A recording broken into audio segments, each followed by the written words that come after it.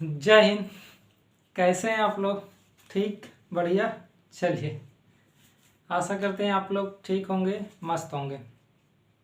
हम लोग भारतीय भूगोल पढ़ रहे हैं। भारतीय भूगोल में इस समय जो हमारा चल रहा है वो है कृषि के बारे में, एग्रीकल्चर के बारे में हम लोग देख रहे हैं। लगभग आज कंप्लीट हो जाएगा। इससे पहले हम लोग क्या देखें, थोड़ा सा एग्रीकल्चर में क्या देखें उसको देखते हैं। हम लोग सबसे पहले बात किए कृषि के बारे में। कृषि के बारे में हम कृषि के प्रकार के बारे में बात किए कि स्थानांतरित कृषि, गहन कृषि, ये सब कृषि क्या होती है, इनके बारे में बात किए थे।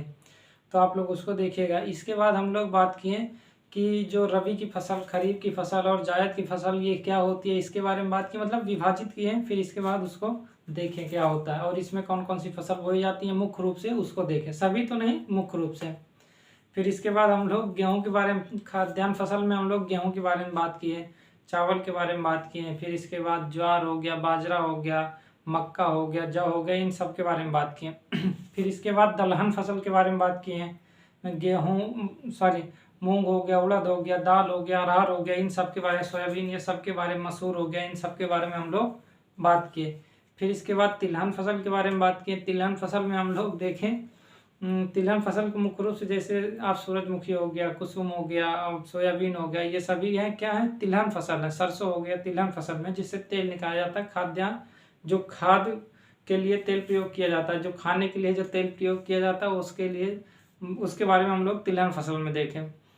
आज हम लोग जो देखेंगे वो होगा नकदी फसल के बारे में। नकदी फसल में हम लोग गन्ना देखे थे, लेकिन आज हम लोग पूरा लगभग कंप्लीट कर लेंगे। ठीक, तो आप लोग उसको देखिएगा। आज ये कृषि कंप्लीट हो जाएगा। ठीक है, तो इससे पहले वाली आप वीडियो प्लेलिस्ट में जाएंगे, प्लेलिस्ट में आपको वीडियो मिल जाएंगे। चलिए आइए हम लोग देखते हैं। तो हम लोग सबसे पहले नकदी, जिसे कमर्शियल क्रॉप कहते हैं, जिसे व्यापारिक फसल भी कहते हैं, तो हम लोग नकदी फसल देखते हैं। नकदी फसल, कमर्शियल क्रॉप जिसे कहते हैं। ठीक है,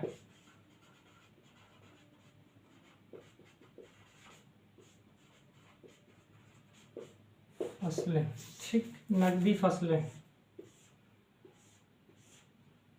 जिसका प्रयोग मुख्य रूप से हम क्या करते हैं, खाने के लिए भी प्रयोग करते हैं। साथ ही साथ क्या होता है, उसका मुख्य प्रयोग हम व्यापार करने के लिए करते हैं, तो उसे नकदी फसल कहते हैं, जो थोड़े समय के लिए होता है। ठीक, तो इसमें अगर हम बात करें, सबसे पहला हम लोग देखते हैं गन्ना। गन्ना के बारे में, गन्ना को मतलब साधारण भाषा में ऊख भी कहते हैं। तो गन्ना या ऊख, ठीक, गन्ना हो गया। तो गन्ना के बारे में हम लोग देखते हैं, जैसे इसके लिए तापमान क्या, कितना हो सकता है, ये कौन सी फसल है, इसके बाद इस वर्षा की कितनी आवश्यकता होती है, सबसे ज़्यादा उत्पादन कहाँ होता है, फिर समाप्त हो जाएगा। ठीक, तो कोई परेशानी तो नहीं है ना? ठीक है, चलिए लिखते जाइएगा आप लोग। सबसे पहले लिखिएगा, ये उष्णकटिबंधीय फसल है। कौन सी फसल है? उष्णकटिबंधीय फसल है। उष्णकटिबंधीय फसल है। इसके लिए मुख्य रूप से क्या चाहिए, आर्द्र एवं उपाद्र क्षेत्र वाला, आर्द्र एवं उप, जो आर्द्र क्षेत्र होंगे वहां पास ये उगाया जाता है। उप आर्द्र क्षेत्रों में क्या होता है, इसका उगाया जाता है। तो क्या होता है, उष्णकटिबंधीय फसल। उष्णकटिबंधीय का मतलब समझ लो, उष्णकटिबंधीय का मतलब तापमान बहुत ज्यादा होना, गर्मी मुख्य रूप से कह सकते हैं। देखिए, उष्णकटिबंधीय फसल, उष्णकटिबंधीय होता है, शीतोष्ण कटिबंधीय होता है, शीत के होता है, एक उपोष्ण भी होता है। जब उष्णकटिबंधीय होगा इसका मतलब बहुत ज्यादा गर्मी, उपोष्ण होगा तो अपेक्षाकृत इससे कम होगा। उप उष्ण का मतलब ये हो गया, उष्ण होगा लेकिन उप होगा, मतलब इससे ज्यादा कम होगा। जब शीतोष्ण होगा इसका मतलब शीत भी होगा, और शीत का मतलब ठंड भी हो गया, और उष्ण का मतलब गर्मी भी होगी, और शीत होगा तो ठंड होगा। तो ये क्या होगा, उष्णकटिबंधीय फसल है, मतलब गर्मी की फसल है। ठीक, तो गर्मी को आप लिख लीजिए। दूसरा क्या है, तापमान देखें। अगर औसत तापमान हम लोग देखें, औसत तापमान, तो औसत तापमान में अगर हम बात करें तो 21 डिग्री सेल्सियस से 27 डिग्री सेल्सियस के मध्य, इसके मध्य अगर है तो पर्याप्त है। किसके लिए, इस फसल के लिए इतना तापमान इसके मध्य होगा तो पर्याप्त है। किसके लिए, गन्ना के लिए। ठीक है, ठीक। अगर हम वर्षा के बारे में बात करें तो वर्षा इसके लिए चाहिए 75 सेंटीमीटर से 100 सेंटीमीटर के मध्य। ठीक, 75 सेंटीमीटर से 100 सेंटीमीटर के मध्य अगर वर्षा हो रही है तो पर्याप्त है। ठीक है, ठीक। तो औसत तापमान 21 से 27 डिग्री सेल्सियस, वर्षा इतना होना चाहिए। उष्णकटिबंधीय फसल मुख्य रूप से आर्द्र आर्द्र का मतलब ये हो गया कि नमी होना चाहिए। ठीक है, उपाद्र का मतलब आर्द्रता की अपेक्षा कम उससे होगी। ठीक है, नमी उससे कम होगी। ठीक, उपाद्र का मतलब आर्द्र से कम होगी नमी, लेकिन होगी। ठीक, तो इतना समझ में आया। चलिए चौथा बिंदु क्या लिखेंगे? गन्ना का जो सबसे ज्यादा उत्पादन होता है वो होता है उत्तर प्रदेश में। गन्ना का सबसे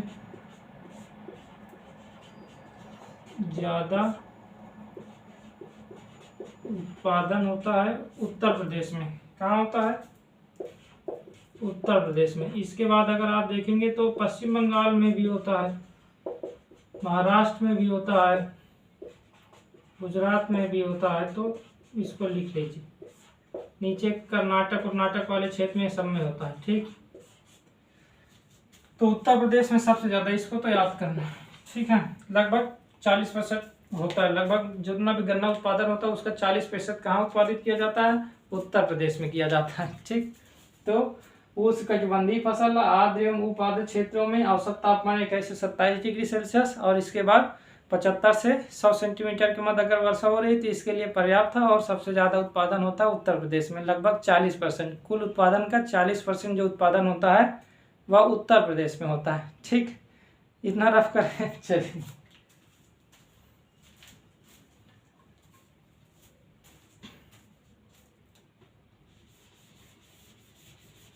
इतना लिख लीजिएगा। अब हम लोग थोड़ा देखते हैं, जैसे सबसे ज़्यादा तो उत्पादन होते उत्तर प्रदेश में, लेकिन अगर कहें कि गन्ना का जो गन्ना में दूसरा स्थान है भारत का गन्ना उत्पादन में, तो गन्ना उत्पादन में भारत का दूसरा स्थान है। ब्राजील सबसे ज्यादा उत्पादन करता है।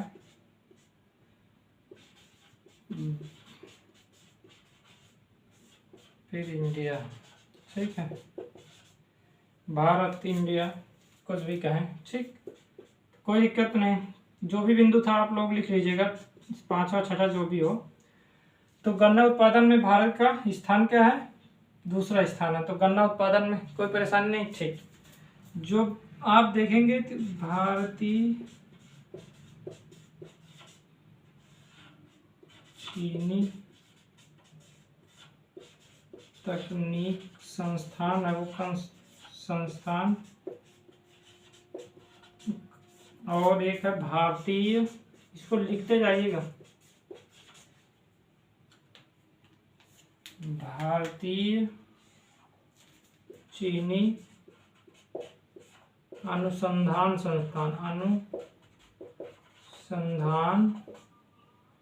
संस्थान की अगर बात करें तो जो है भारतीय चीनी तकनीक संस्थान, ये है कानपुर में। और ये है जो अनुसंधान संस्थान है, ये है लखनऊ में। इसको लिख लीजिए। ठीक है, ठीक। तो गन्ना उत्पादन में भारत का दूसरा स्थान है, ब्राजील और इंडिया। इसके बाद भारत चीनी तकनीक संस्थान कानपुर में है। भारत चीनी अनुसंधान संस्थान वो कहाँ है? वो लखनऊ में है। ठीक, तो गन्ना में इतना पर्याप्त है, इतना आप लिख लीजिए। ठीक, आगे चलिए ना। ठीक,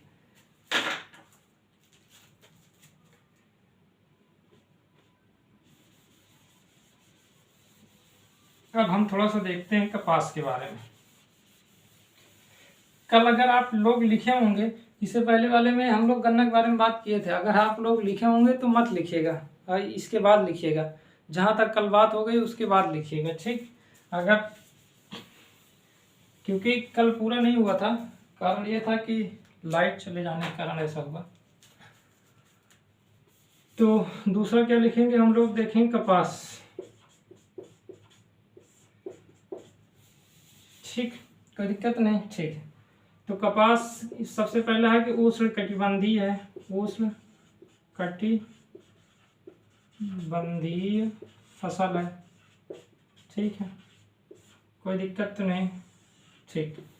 उष्ण कटिबंधीय फसल है। दूसरा कि रेशेदार फसल है, जैसे जूट होता है ना रेशेदार, उसी प्रकार इसका मुख्य रूप से जैसे बोरियां बनाने में, बोरा बनाने में, कपड़ा बनाने में, चटाई बनाने में मुख्य रूप से किया जाता है। तो रेशेदार फसल है। रेशेदार फसल मुख्य रूप से छोटे भी होते हैं और बड़े भी होते हैं। मतलब जो रेशे होते हैं कुछ बड़े होते हैं, कुछ छोटे भी होते हैं। जो बड़े रेशे उसे अमेरिकन रेशा कहते हैं,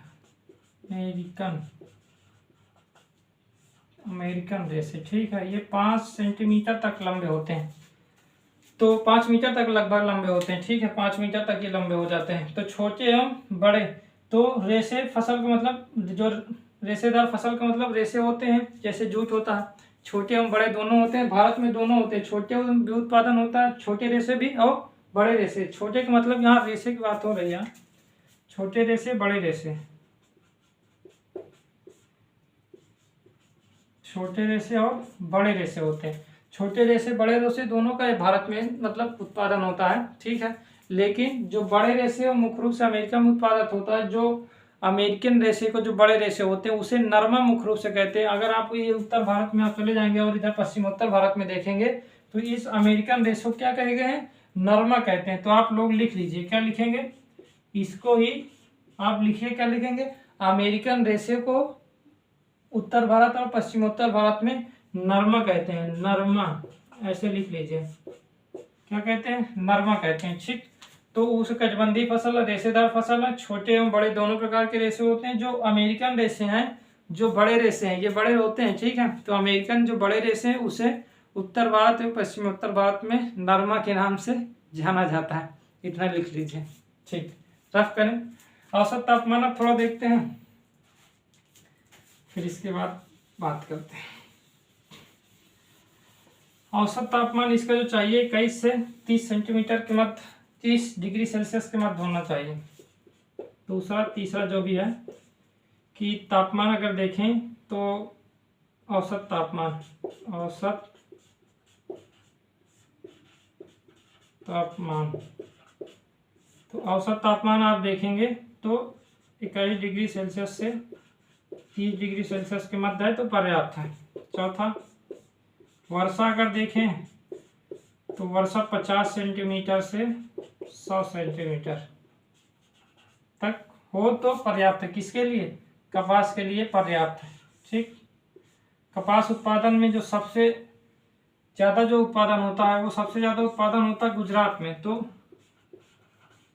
गुजरात सबसे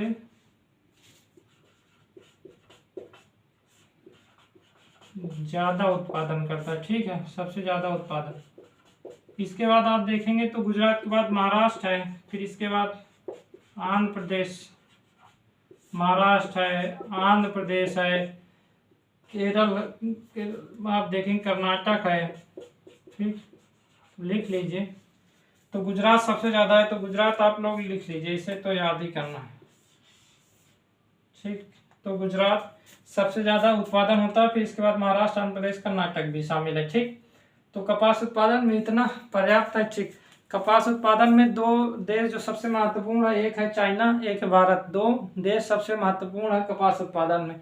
कभी मतलब कपास उत्पादन में भारत भी आगे रहता है और कभी चाइना भी रहता है। तो दोनों नाम लिख लीजिए, चीन और भारत दोनों कपास का सबसे ज़्यादा उत्पादन करते हैं। मतलब सबसे ज़्यादा का मतलब जो हो गया उत्पादन करते हैं, पूरा विश्व में जितना होता है भारत और चीन की भागीदारी सबसे ज़्यादा है, ठीक है, ठीक। तो कपास हो गया, आगे चले ना, ठीक है, इतनी बात लिख लीजिए। कल आप लोग लिखे होंगे गन्ना के बारे में लिखे थे, तो उसके आगे इसको लिख लीजिए।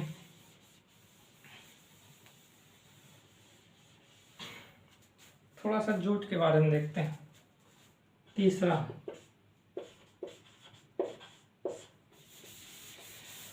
जूट में हम लोग क्या देखेंगे, ये भी एक उष्णकटिबंधीय फसल है। तो सबसे पहला बिंदु तो वही लिखेंगे, उष्णकटिबंधीय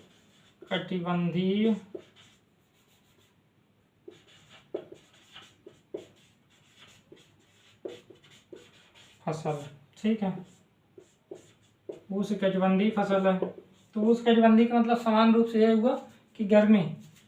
और औसत तापमान अगर देखेंगे तो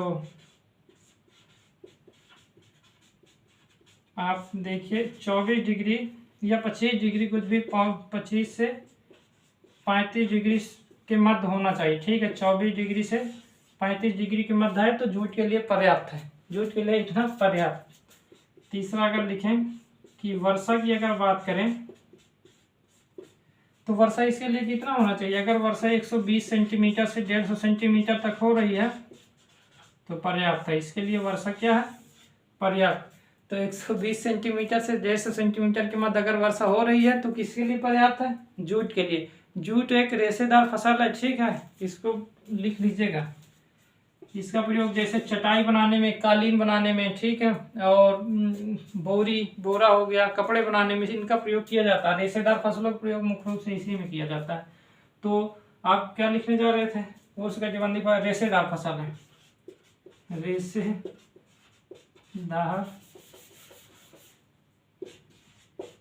फसल, ठीक है, रेशेदार फसल है, कोई दिक्कत तो नहीं।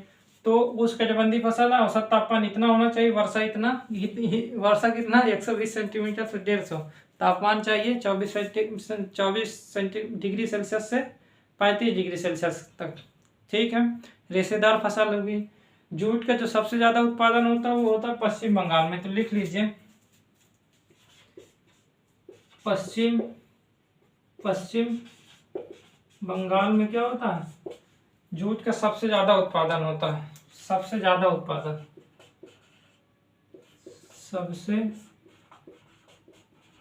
उत्पादन, ठीक है। इसके बाद आप देखेंगे नीचे आप जाएंगे कर्नाटक और तमिलनाडु वाले क्षेत्र में भी पर्याप्त मात्रा में होता है, लेकिन सबसे ज्यादा जो होता है पश्चिम बंगाल में सबसे ज्यादा जूट का उत्पादन होता है, ठीक। तो जूट में इतना लिख लिए, ठीक है, इतना लिख लिए तो काफ़ी है, किसके लिए, जूट के फसल के लिए, ठीक। तो इसके बाद अब हम थोड़ा देखते हैं चाय के बारे में, फिर इसके बाद कॉफ़ी के बारे में देख लेते हैं।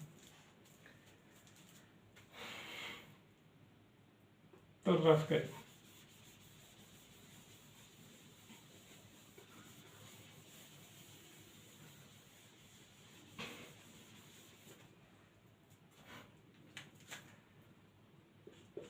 चौथा जो भी लिखेंगे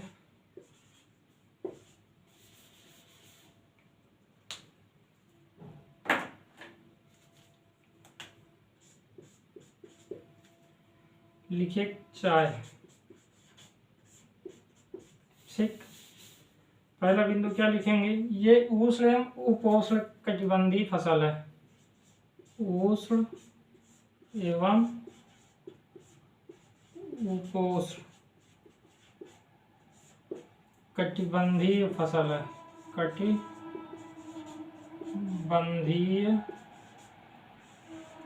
फसल है, ठीक। उष्ण एवं उपोष्ण कटिबंधीय फसल है, इसमें तो कोई दिक्कत होगी नहीं, ठीक है। दूसरा बिंदु क्या लिखेंगे, औसत तापमान, जिस रूप में लिखा जा रहा है उसी तरह लिखिएगा, ठीक, तो याद हो जाएगा, क्योंकि सभी में इसी प्रकार बिंदु रहेंगे तो याद करने में आसानी होगी। औसत तापमान अगर आप देखेंगे तो इसका औसत तापमान है 20 डिग्री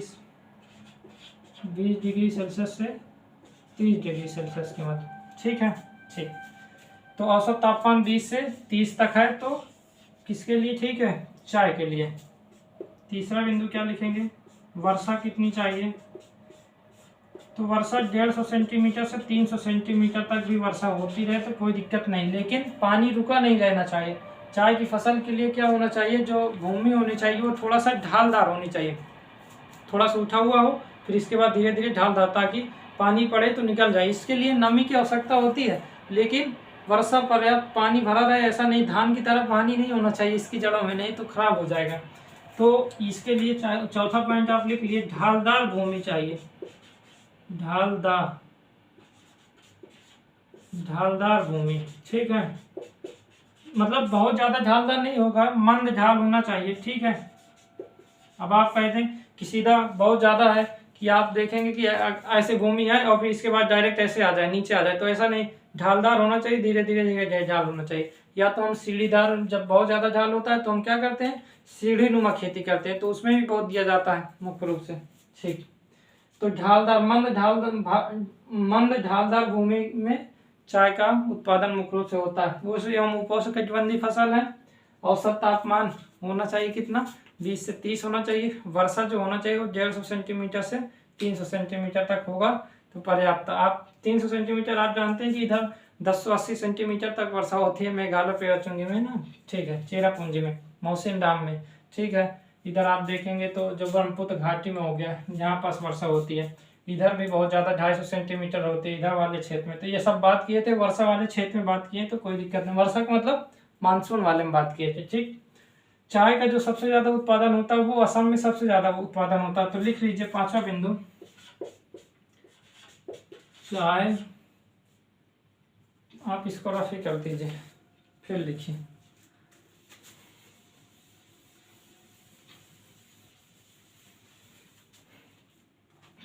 क्या लिखेंगे, चौथा बिंदु था जो भी हो, 5वां चौथा, चाय का उत्पादन, अगर सबसे ज़्यादा देखना चाय का उत्पादन, चाय का सबसे ज़्यादा उत्पादन, सबसे ज़्यादा जो उत्पादन होता है वो होता है असम में। कहाँ होता है, असम घाटी में। इसके बाद आप देखेंगे तो आप इधर देखिए, पश्चिम बंगाल के दार्जिलिंग वाले क्षेत्र में भी होता है। ये दार्जिलिंग वाला क्षेत्र ये वाला है, ये पश्चिम बंगाल। आपको राज्य तो अब मालूम होंगे ना, असम कहाँ है, असम ये वाला पूरा क्षेत्र, बीच वाला क्षेत्र है, ठीक। और पश्चिम बंगाल ये यहाँ से होते हुए ऊपर तक जाता है, यहाँ पास, यहाँ दार्जिलिंग पड़ता है, तो पश्चिम बंगाल हो गया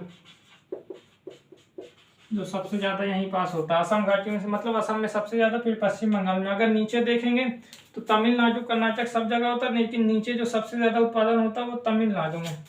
अगर नीचे देखना चाहें तो तमिलनाडु में लिख लीजिए, मतलब दक्षिण भारत में जो सबसे ज़्यादा होता है वो तमिलनाडु में, ठीक है, चाय का उत्पादन, ठीक। चाय में जो सबसे ज़्यादा उत्पादन, मतलब चाय उत्पादन के प्रमुख देश लिख लीजिए, चाय उत्पादन के प्रमुख जो देश हैं उसमें आप लिखेंगे, जैसे चीन है, चीन चाय का उत्पादन बहुत करता है। भारत भी चाय का उत्पादन बहुत करता है। श्रीलंका हो गया, चाय का उत्पादन बहुत करता है, ठीक। तो ये तीनों देश लिख लीजिए, ठीक। चाय उत्पादन के प्रमुख देश जो हैं, चीन है, भारत और श्रीलंका, इन तीनों को लिख लीजिए। चाय का सबसे ज़्यादा उत्पादन होता है असम में, फिर इसके बाद पश्चिम बंगाल में। दक्षिण भारत देखेंगे तो कर्नाटक, आंध्र प्रदेश, ये सभी क्षेत्र में होता है, लेकिन जो सबसे ज़्यादा होता है वो होता है तमिलनाडु में। तमिलनाडु वाला क्षेत्र ये है जो दिख रहा है ना, ठीक। राज्य आपको मालूम होंगे, ये तो देखें, असम तो इस ये वाला क्षेत्र पर है, पश्चिम बंगाल ये है और तमिलनाडु ये है। इसके बगल में केरल है, इससे ऊपर है कर्नाटक, इससे ऊपर है इधर आंध्र प्रदेश। तो राज्य तो शुरू से ही बताते चले आए तो याद हो गए हुए, ठीक। तो चाय में इतना हो गया, आगे चले थोड़ा सा काफ़ी देख ले, काफ़ी के बारे में देख के समाप्त, मतलब थोड़ा बहुत और देखेंगे फिर समाप्त करते हैं।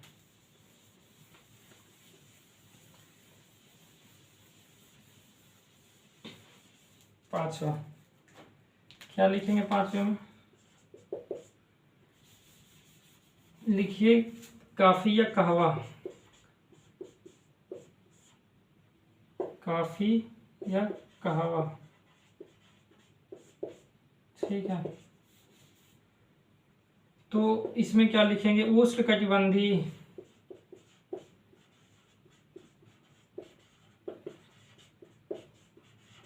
रोपड़ फसल है। रोपड़, चाय भी रोपड़ ही किया जाता है, ठीक है, रोपड़ फसल, ठीक। दूसरा लिखिए औसत तापमान, आप इसी रूप में लिखिएगा सब में, क्योंकि याद हो जाएगा, नहीं तो दिक्कत होगी। तीसरा बिंदु वर्षा,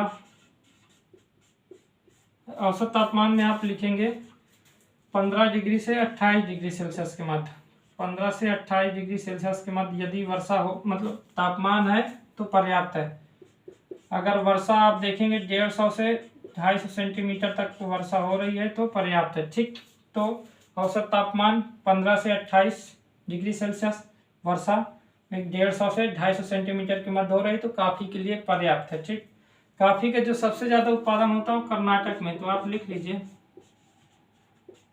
कर्नाटक सबसे ज्यादा। ठीक, सबसे ज्यादा करता है कर्नाटक। काफी में जो सबसे ज्यादा होता है वो कर्नाटक। ब्राजील है जो सबसे ज्यादा उत्पादन करता है। ठीक है, तो आप इसको लिख लीजिए। तो उस ब्राजील जो मतलब काफी का जो सबसे ज्यादा उत्पादन करता है ब्राजील करता है। ठीक है, देश में ब्राजील है, लेकिन राज्य में जो बात करें तो कर्नाटक। कर्नाटक कहाँ है?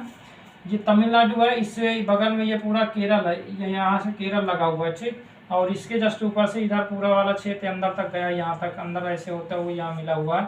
तो ये हमारा क्या कर्नाटक है। ठीक, ठीक है, तो कर्नाटक सबसे ज़्यादा क्या करता है? उत्पादन करता है काफ़ी या कहवा का। कोई दिक्कत नहीं है, इतना लिख लिए हैं। ठीक, और ब्राज़ील इसका सबसे ज़्यादा जो उत्पादन करता है ब्राज़ील है। ठीक है, ब्राज़ील देश। ठीक, कहाँ है? दक्षिण अमेरिका में। दक्षिण अमेरिका महाद्वीप में स्थित है। ठीक है, सबसे बड़ा देश है दक्षिण अमेरिका, जो दक्षिण अमेरिका में सबसे बड़ा देश है। ठीक, ठीक है, तो काफ़ी भी हो गया, कहवा काफ़ी हो गया। इसमें अगर लिखना तो काफ़ी के मतलब आप देखेंगे अरेबिका हो गया, आप लिख लीजिए। काफ़ी की 3 किस्में जो सबसे महत्वपूर्ण है, इसको रफ करें, थोड़ा सा इसको रफ करते हैं, फिर इसके बाद काफ़ी की 3 सबसे महत्वपूर्ण, जो 3 या 2 आप जो भी लिखेंगे 3, तो जो किस्में हैं आप जो भी हो, 5वां बिंदु है जो इसकी काफ़ी की किस्में, काफ़ी की 3 प्रमुख किस्में अगर देखेंगे, किस्में का मतलब प्रजाति उसके।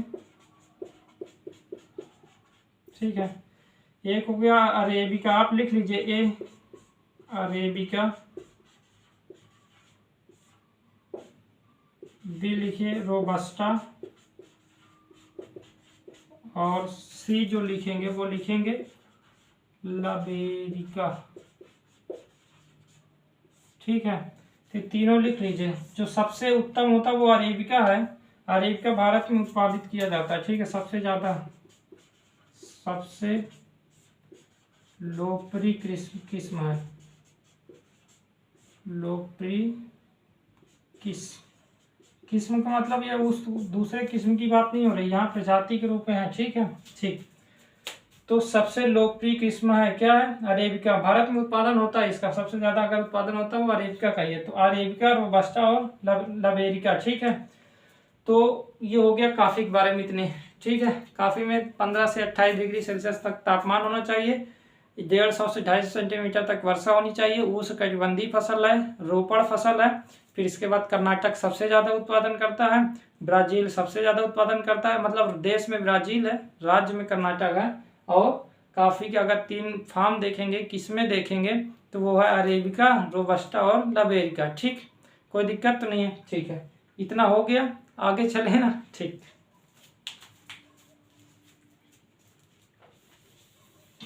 अब थोड़ा सा हम लोग रबड़ के बारे में देख लें।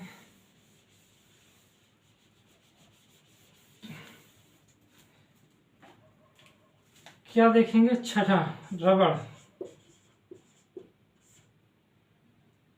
ठीक है, रबड़ के बारे में क्या है कि उष्णकटिबंधीय है।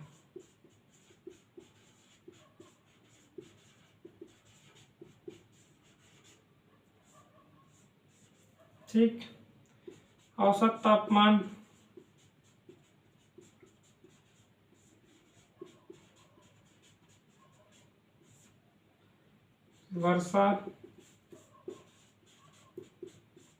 वर्षा होना चाहिए 200 सेंटीमीटर तक। ठीक, और इसके बाद होना चाहिए 35 डिग्री से, अगर मतलब 25 से आप 35 लिख लीजिए, 27 से 35 लिख लीजिए, 27 से 35 डिग्री सेल्सियस के मध्य औसत तापमान होना चाहिए। वो उष्णकटिबंधीय है, औसत तापमान 27 से 35 हो गया। वर्षा कितनी होनी चाहिए? वो होना चाहिए 200 सेंटीमीटर तक वर्षा हो रहा है तो पर्याप्त है। ठीक है, ठीक, इसके लिए जो चाहिए वो लैटेराइट मृदा चाहिए। क्या चाहिए? लैटेराइट, लैटेराइट मृदा। जैसे आप कपास में नहीं लिखे हैं, वहाँ पास कपासी मृदा चाहिए, लावा मृदा चाहिए। अगर जगह हो तो वहाँ लिख लीजिए लावा मृदा या कपासी मृदा। यहाँ जैसे लैटेराइट मृदा की आवश्यकता पड़ती है ना रबड़ के लिए, थोड़ा बहुत यहाँ पास लैटेराइट मृदा पाई जाती है, और इस किनारे में जहाँ वर्षा होती है और इधर तमिलनाडु वाले क्षेत्र में पाया जाता है ना लैटेराइट मृदा में। आज जब हम मृदा पढ़ रहे थे, ठीक है, सॉइल पढ़ रहे थे, तो वहाँ पास बात हुई है, आप लोग देखिएगा। तो लैटेराइट मृदा इसके लिए सबसे महत्वपूर्ण है। किसके लिए?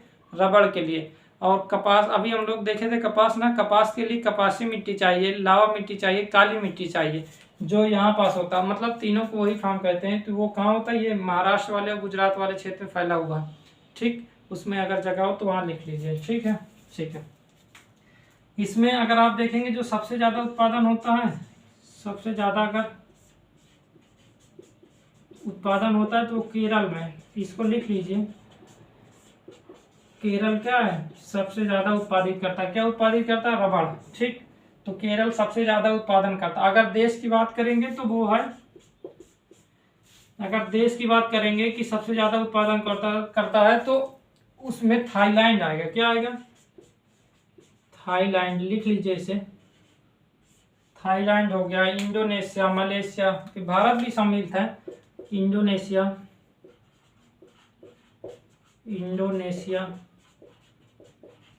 मलेशिया, भारत। ठीक है, इतना लिख लीजिए। सबसे ज्यादा जो होता है वो थाईलैंड में ही होता है। ठीक, ठीक है।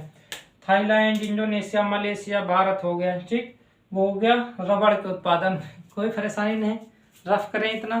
ठीक, सब लिखते जाइएगा, इस रूप में लिखिएगा पॉइंट फॉर्म में, तो याद भी हो जाएगा, याद हो जाएगा। इसी प्रकार लिखेंगे जिस प्रकार लिखाया जा रहा है, तो याद करने में आसानी होगा, क्योंकि सभी उसी फॉर्म में रहेंगे। केवल थोड़ा थोड़ा तापमान, मतलब तापमान अलग है, वर्षा अलग है, और थोड़ा बहुत ये सभी अलग है ना, कि कौन सा राज्य, कौन सा मतलब उत्पादन सबसे ज़्यादा कहाँ होता है। तो इस प्रकार आप याद करेंगे। 3-4 बिंदु हैं, उसी में चेंज करना रहेगा। ठीक है, तो रबड़ हो गया। आगे चलें, अब थोड़ा सा एक देखते हैं तंबाकू के बारे में, फिर आगे समाप्त करते हैं।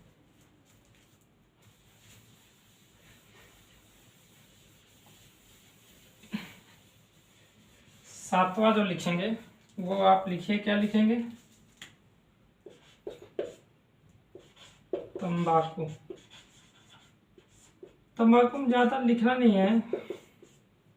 खरीफ की फसल, खरीफ का मतलब उष्णकटिबंधीय क्षेत्र में। ठीक है, और दूसरा अगर आप लिखेंगे तो वर्षा, और तीसरा लिखेंगे आप 100 सेंटीमीटर लिख लीजिए। 100 सेंटीमीटर तक अधिकतम वर्षा हो रही तो ठीक है।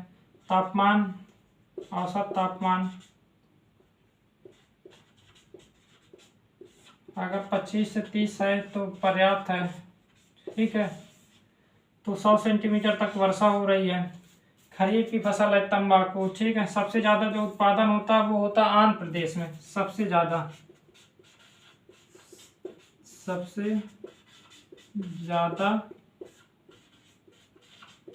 उत्पादन कहाँ होता है?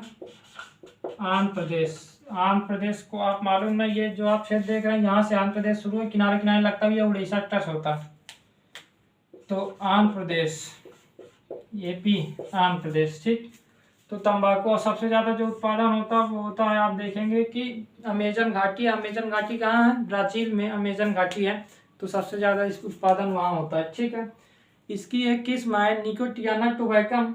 जो टोबैकम होता है ना, तंबाकू का टोबैको कहते हैं। तो निकोटियाना टोबैकम जो होता है वो इसकी प्रजाति है, एक रस्टिका भी है इसकी प्रजाति। अगर लिखना चाहें तो लिख लीजिए। महत्वपूर्ण किस्में लिख लीजिए। महत्वपूर्ण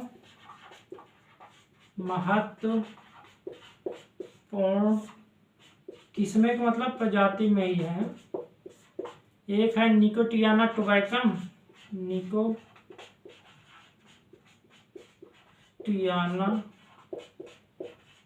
टोबैकम, और एक है रस्टिका। क्या है? रस्टिका। ठीक है, भारत में सबसे ज़्यादा जो उगाया जाता है वो निकोटियाना टोबैकम ही है। ठीक है, पहला वाला। ठीक, सबसे उत्तम भी होता है ये। तो खरीफ की फसल, वर्षा इतना हो गया, तापमान ये हो गया, ये हो गया। सबसे ज़्यादा जो तंबाकू, मतलब अगर अमेजन घाटी देखेंगे वहाँ सबसे ज़्यादा होता है, लेकिन देश में अगर देखेंगे सबसे ज़्यादा जो उत्पादन होता है वो चाइना में होता है, इसके बाद भारत में होता है। उसको भी लिख लीजिए, ठीक है, रफ करें इसको थोड़ा सा, उसको फिर लिख लीजिए। लिख लिए ना इसको? अरे नहीं लिखवाओगे तो आप पीछे करिएगा, पीछे करके फिर लिख लीजिएगा। तो पांचवा बिंदु जो भी हो, पांचवा छठा जो भी है, सबसे ज़्यादा जो उत्पादन करता है वो चाइना है। सबसे ज़्यादा उत्पादन जो भाई साहब कर रहे हैं वो है चीन। भारत भी करता है इसके बाद, लेकिन करता है तो भारत में। और सबसे बड़ा उपभोक्ता भी है ये, सबसे बड़ा उपभोक्ता। सबसे बड़ा उपभोक्ता का मतलब सबसे ज़्यादा कंज्यूमर भी है, सबसे ज़्यादा मतलब उपभोग करने वाला, प्रयोग करने वाला, अपने मतलब जिसका यूज किया करने वाला, ठीक है, सबसे ज़्यादा यूज करने वाला उपभोक्ता कंज्यूमर है, ठीक। सबसे ज़्यादा उपभोक्ता भी यही है। फिर भारत भी बहुत ज़्यादा, आप देखते हैं कि तंबाकू बहुत लोग खाते ही हैं, तो भारत भी कम उपभोक्ता नहीं है, तो भारत भी उपभोक्ता है, लेकिन सबसे ज़्यादा जो उपभोग करता है वो है चीन। सबसे ज़्यादा उत्पाद में चाइना करता है। अमेजन घाटी में सबसे ज़्यादा हुआ है पुर्तगाली भारत में जब आए थे, तब तंबाकू को अपने साथ लेकर आए थे। पुर्तगाली कब आए थे? हम लोग जब अभी हम मॉडर्न हिस्ट्री पढ़ रहे थे ना, उसमें थोड़ा सी बात किए थे, लेकिन जब मेडिवल हिस्ट्री पढ़ेंगे तो वहाँ पूरी तरीके से देखेंगे, ठीक है। तो पुर्तगाली जब भारत में आए तब अपने साथ इसको लेकर आए, ये लेके आए पपीता, अनानास, ये सब पुर्तगालियों को देना है, ठीक। चलिए, तो नकदी फसलों में इतना समझ में आया, ठीक है। तो नकदी फसल हो गया। अब आप देखिए कि इंडियन जियोग्राफी लगभग पूरी तरीके से कंप्लीट हो गया, पूरी तरीके का मतलब एग्रीकल्चर कंप्लीट हो गया, और भी जितने भी टॉपिक थे सब पढ़ चुके हैं। थोड़ा सा जो बचा है वो कृषि के बारे में है। कृषि का मतलब इसी का थोड़ा सा भाग है सिंचाई। सिंचाई के बारे में हम लोग कभी एक वीडियो में देख लेंगे, लेकिन आप ये मानिए कि इतना कंप्लीट हो गया, इंडियन जियोग्राफी यहाँ से कंप्लीट है। क्योंकि सिंचाई में केवल समझाना है कि कैसे कैसे सिंचाई होती है, जो नई नई प्रयोग हो रहे हैं, ठीक है। स्प्रिंकल सिंचाई क्या है, ड्रिप सिंचाई क्या है, तो इन सब के बारे में थोड़ा थोड़ा, केवल लिखवाना नहीं है, समझाना है। तो उसको हम लोग कभी भी एक वीडियो में समझा दिया जाएगा, ठीक है, ये कैसे कैसे होता है। लेकिन यहाँ तक जितना था कंप्लीट हो गया है, मतलब इंडियन जियोग्राफी पूरी तरीके से आप मान लीजिए कंप्लीट है। इतना पढ़ लेंगे तो पर्याप्त होगा, पर्याप्त मतलब पर्याप्त ही है, ठीक है, ठीक। तो शुरू से आप देखेंगे, यहाँ तक देख लीजिएगा, इंडियन जियोग्राफी कंप्लीट है। अगर कहीं भी पढ़ेंगे तो इतना है, बहुत है। कोई पुस्तक भी देखेंगे तो इतना ही है, ठीक। कोई भी पुस्तक आप उठा के देख लेंगे तो इतना है कि इंडियन जियोग्राफी मतलब है तो बहुत ज़्यादा, लेकिन जो महत्वपूर्ण था इतना ही था, ठीक। कैसा लगा आप लोग बताएंगे, और आज से कंप्लीट हो रहा तो आप लोग शुरू से लेकर यहाँ तक पढ़ लीजिएगा, ठीक। तो आप लोग बताइएगा, इसको बताइएगा, जो आज के इससे पहले वाले वीडियो देखिएगा उनमें भी बता दीजिएगा। हम लोग अब मिलेंगे नेक्स्ट टॉपिक, मतलब नेक्स्ट टॉपिक के मतलब इंडियन जियोग्राफी पर जो सिंचाई बचा उसको छोड़कर, उसको तो किसी दिन भी देख लिया जाएगा। अब हम लोग शुरू करेंगे, इसके बाद देखते हैं, या तो हम लोग हिस्ट्री शुरू करेंगे या तो पॉलिटी शुरू करेंगे, ठीक। तो इसको देख लीजिएगा, फिर जो शुरू किया जाएगा तो उसमें आप देखिएगा, ठीक। तो ठीक है, कल मिलने मतलब कल दूसरे सब्जेक्ट से मिलते हैं, ठीक है, ओके।